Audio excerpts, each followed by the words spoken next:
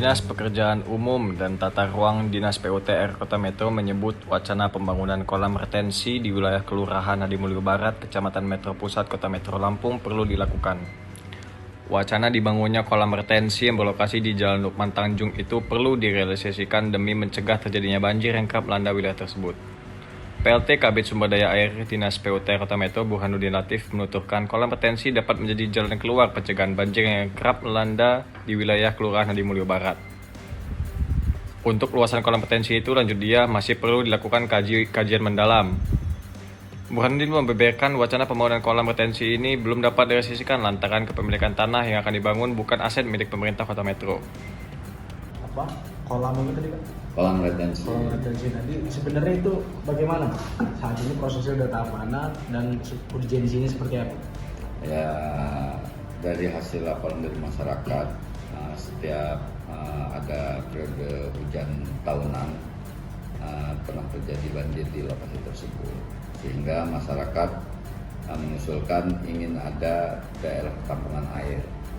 Sebenarnya awalnya daerah tersebut adalah tampungan alami berupa rawa, dan beberapa kali sudah dilakukan rapat dengan pemerintah dan pemilik tanah di lokasi tersebut itu bahwa tanah itu yang dimiliki oleh PBNU Kota Metro, dan dari tanah wakaf seorang warga.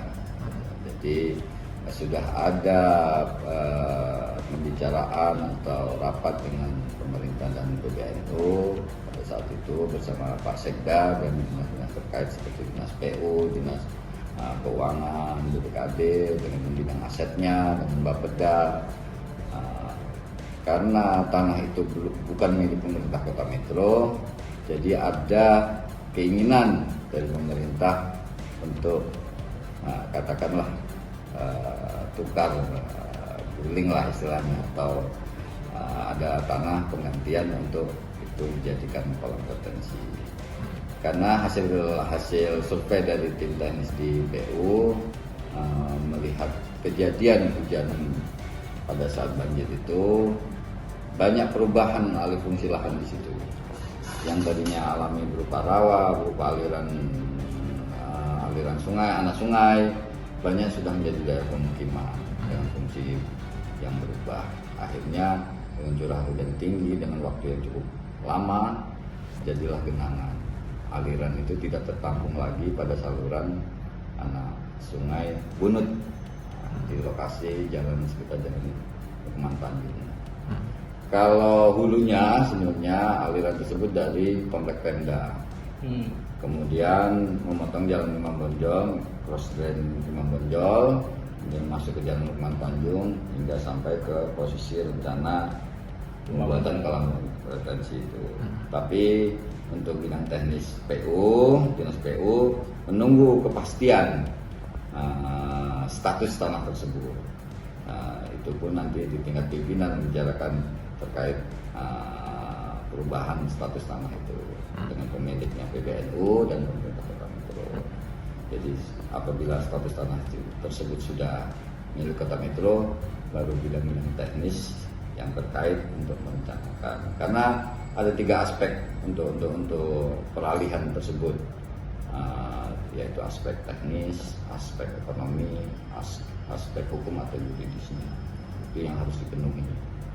Untuk setelah nanti mungkin awalnya aspek hukum dan yuridisnya lah yang harus dimulai lah sebagai awalnya, dan tentunya dengan untuk melakukan studi kelayakan maupun kajian, pemerintah Kota Metro harus membuat tim penilai, tim peneliti untuk apakah itu layak untuk menjadikan rencana pembangunan kolam retensi.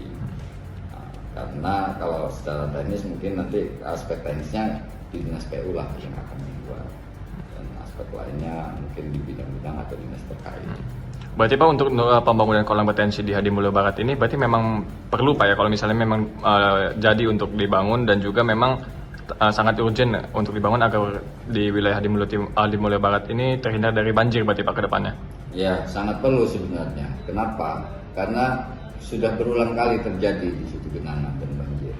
dan masyarakat pun sudah menginginkan, masyarakat yang terdampak oleh banjir atau genangan itu sudah menginginkan, bahkan menanyakan kapan mulai pembangunan, kapan, karena tanah tersebut bukan milik pemerintah Kota Metro, jadi harus ada proses-proses panjang yang harus dilalui, harus ditempuh dulu. Setelah nanti proses-proses itu, status tanah tersebut sudah menjadi pemerintah Kota Metro, baru tim-tim lain atau kami sebagai tim teknis mulai merencanakan. Walaupun di awal kita pun harus sudah buat studi kelayakan atau kajian tentang teknisnya untuk di awal, sebagai dasar bahwa itu memang sangat perlu. Gitu. Untuk luasannya sendiri, kolam retensi ini rencananya bakal dibangun seberapa luas, Pak? Kalau itu nanti kita buat kajian hidrologi dulu, berapa besar aliran permukaan yang terjadi saat turun hujan. Dengan begitu kita setelah menghitung mendapat volume, kecepatan air, volume air, baru kita bisa menentukan berapa besar bangunan yang atau volume yang ditampung, bisa ditampung oleh kolam retensi di situ. Jadi ada beberapa tahap yang harus kita buat, ya, kajian hidrologi yang utama dengan memperoleh data sekunder dari data curah hujan maupun data primer dari hasil survei, wawancara dengan masyarakat sekitar. Begitu nanti setelah itu selesai, baru perencanaan bisa kita lanjutkan dengan perencanaan. Tapi menunggu status tanah itu dulu, harus jelas. Gitu. Karena saat ini kan masih dalam tahapan wacana ini, masih dalam di pembicaraan di tingkat pimpinan berarti. Betul, Ya, betul. Iya. Masih ada tahap-tahap pembicaraan di tingkat pimpinan.